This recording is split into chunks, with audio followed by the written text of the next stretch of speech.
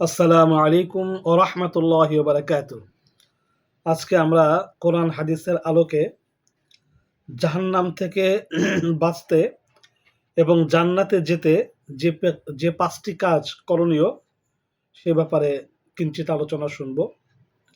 জাহান্নাম থেকে বাঁচতে এবং জান্নাতে যেতে যে পাঁচটি কাজ করণীয়, অর্থাৎ যে পাঁচটি কাজ নিয়মিত করতে হবে আর পাঁচটি কাজ নিয়মিত বর্জন করতে হবে। একটা নিয়মিত করতে হবে আর একটা বর্জন করে চলতে হবে। যে পাঁচটি কাজ নিয়মিত করতে হবে জাহান্নাম থেকে বাঁচতে এবং জান্নাতে যেতে, এক নম্বর হলো হালাল খাওয়া। হালাল আগে, হালাল পরে ইবাদত। কোরআনে কারিমে আল্লাহ পাক বলেন, ইয়া আইয়ুহার রাসূলু কুলু মিনাত তাইয়্যিবাত ওয়া আমালু সালিহা। আগে হালাল, পরে নেক কাজ, পরে আমল। তাহলে এক নম্বর হলো হালাল খাওয়া, দুই নম্বর হলো নামাজের পাবন্দি করা। এক নম্বর হালাল খাওয়া, দুই নম্বর হলো নামাজের পাবন্দি করা, নামাজ যথাযথভাবে আদায় করা। তিন নম্বর অধিক পরিমাণে দান খয়রাত করা, অল্প হোক বেশি হোক অধিক পরিমাণে দান খয়রাত করা। চার নম্বর কোরআনে কারিমের তেলাওয়াত নিয়মিত করা, কোরআনে কারিমের তেলাওয়াত নিয়মিত করা। পাঁচ নম্বর বেশি বেশি তাসবিহ পাঠ করা, বেশি বেশি তাসবিহ এবং মহানবী সাল্লাল্লাহু আলাইহি ওয়াসাল্লামের প্রতি দরুদ পাঠ করা।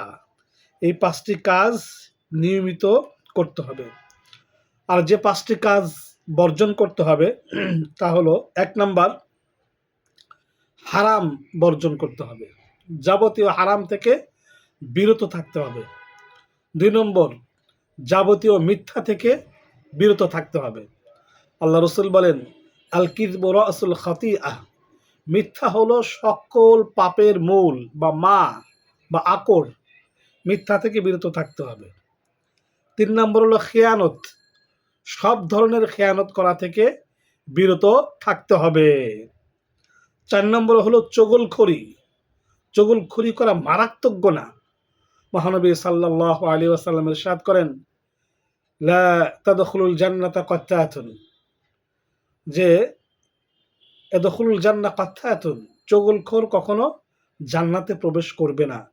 যে চগলখড়ি করে মানুষের মধ্যে বিভেদ সৃষ্টি করে, মানুষের মধ্যে ভুল বোঝাবুঝি সৃষ্টি করে দেয়, এরকম চগলখোর কখনো জান্নাতে প্রবেশ করবে না। পাঁচ নম্বর পেশাবের ছিটা ফোঁটা থেকে নিজেকে হেফাজত করা বা হেফাজতে রাখা। পেশাবের ছিটা ফোঁটার থেকে না বাঁচলে কবরে তাকে আযাব প্রদান করা হয় এবং জাহান্নামের আগুন তাকে গ্রাস করবে, স্পর্শ করবে। এই জন্য পেশাব করে, অর্থাৎ ইস্তেঞ্জা করে ঢিলা কুলুপ ব্যবহার করা, ছিটা ফোঁটা থেকে নিজের কাপড় এবং শরীরকে হেফাজত করা বা হেফাজতে রাখা।